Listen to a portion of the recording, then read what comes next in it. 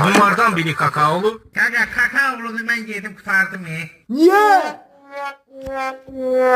biri %11. ağ, biri de fıstıklı. Kaydırma çubuğu, Ağız tadınıza devre dışı. uygun seçim edebilirsiniz.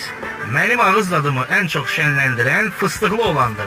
Bunlardan biri kakaolu, Kanka %28. kakaolunu ben yedim kurtardım ya. %28. Kaydırma çubuğu, devre dışı.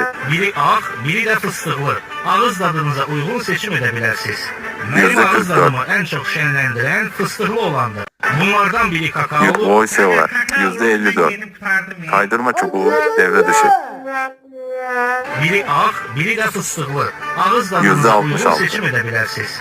Benim ağız tadımı en çok şenlendiren fıstıklı olandır. Bunlardan biri kakaolu, Kanka kakaolunu ben yedim Voiceover. kurtardım ya. Sen %84. Kaydırma biri çubuğu, ağ, devre biri dışı. de fıstıklı. Ağız tadınıza uygun seçim edebilirsiniz. Benim ağız tadımı en çok şenlendiren %97. fıstıklı